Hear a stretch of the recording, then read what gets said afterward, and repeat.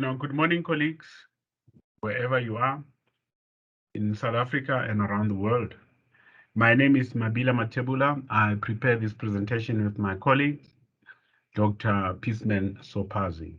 And our topic is entitled From Chernobyl to COVID-19, Redefining a New Safety Culture. And that will be we'll be discussing that. And then just to give a background, we often talk about the safety culture. We often talk about an organization that has got a poor safety culture or a progressive safety culture. But we must actually understand exactly who coined the term safety culture and when was the term coined. The term safety culture came about in 1986 when there was a nuclear disaster in Ukraine. And the people who were in the forefront in terms of investigation, they were the International Nuclear Safety Advisory Group. And they found that there was a poor safety culture. And they came with the definition of what safety culture was. And from there, so many industries, the railway industry and other industries have adopted that definition of a safety culture.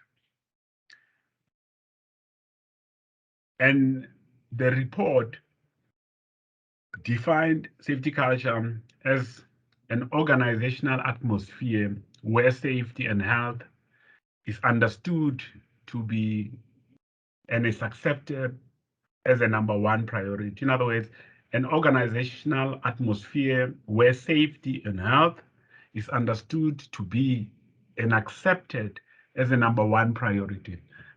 The report defined safety culture like that. And so many organizations started adopting that definition of a safety culture. But before that, there was nothing like a safety culture. And then even today, we're still using that definition of the safety culture. And then the trigger for our presentation was that the definition of safety culture was coined in 1985 because of that disaster. And then COVID-19 is another pandemic, which, according to us, is it's a global disaster. And then how do we define safety culture now after 1986? And then that's something that motivated our presentation today. And then we come up with, what are the characteristics of an organization that has got a positive safety culture? Firstly, such an organization, communication is based on mutual trust. In other words, mutual trust is one of the values, or is one of the values that can be transformed into a virtue. Because one thing that we eventually observed is most organizations, they've got values, but they are failing to transform those values into virtues. Now, an organization with a positive safety culture is an organization that is in a position to translate each and every value into a virtue. And a virtue means to do what is right. And secondly, they pay attention to the external environment because they know that you are either changed or you are being changed. You change your life under your own conditions, or you will be changed by forces outside your control. They pay attention to the external environment because they don't want to be extinct like dinosaurs. And then there's a shared perceptions on the importance of safety. Now, in other words, each and every person within the organization knows that safety is important, knows that safety is a priority. It's a top priority. And it's a top priority that won't change because priorities do change. But these people, they actually know that safety, it's a priority that is fixed and it's not going to be changed. And then such organizations have got confidence in the efficiency of preventative measures.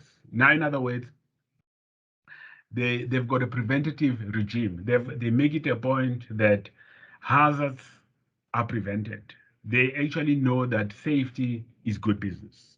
Now, these are the characteristics of an organization with a positive safety culture. And then what has COVID-19 taught us? How did it change the safety culture? Firstly, from the World Health Organizations, the recommendations that came from that and cascaded into different countries after the pandemic, we actually realized that we are now moving into a global culture, a global safety culture, that is cascaded from the World Health Organizations into different countries. For example, national measures such as masking up, social distancing, and hand sanitization, those measures contribute towards a national safety culture. National protocols such as social gatherings, like the quota system on social gatherings, in South Africa, we've got the presidential family meetings where the president would actually address the nation about safety and health, and also our work system, where some people will actually work on rotational basis. Some this week are in the office, some are working from home.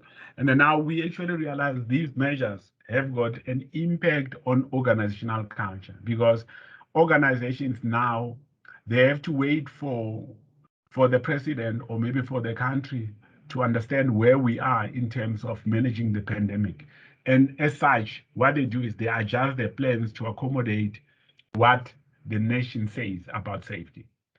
Now, the previous definition was actually focusing on organization, but now safety now has been taken to a national level, whereby the president of the country becomes the major safety manager of that country in order to manage the pandemic. And then all organizations, they craft their plans according to the state of the nation. And then from there, we can now start redefining what safety culture is. From 1986 until COVID-19, the definition has now changed, because now the state has come in terms of safety, health and safety. And then now we define safety culture as a well-nurtured national and organizational atmosphere where safety and health is understood to be and accepted as a number one priority. Now, in other words, safety and health is a number one priority to the president, to the cabinet, to the nation. And it's also a number one priority to organizations like the railways. Now, in other words, the two cultures, they come together. There's a confluence between the national culture as well as the organizational culture. Therefore, the definition has to change, to accommodate the nation or the state.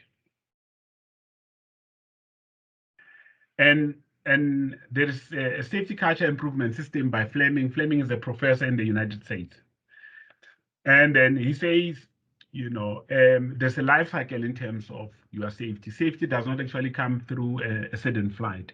Firstly, you need to articulate the safety culture vision. What is your vision for your safety culture? And then now, in this case, if we were to augment this, we'd actually say, the safety culture vision for the country as well as for the organization, because those must well be articulated. We must actually have a vision for our safety culture as a country. We must have a vision for the safety culture as an organization, and there must be synergy between what the country articulates and what the organization articulates. And also there must be role and responsibility to roll it out, and there must be plans, that action plans to make it a point that we have got, a good, safety culture. Also, there must be an assessment, because you can't manage what you can't measure. And then there must be an audit. It must be reviewed every year. And then the cycle is like that.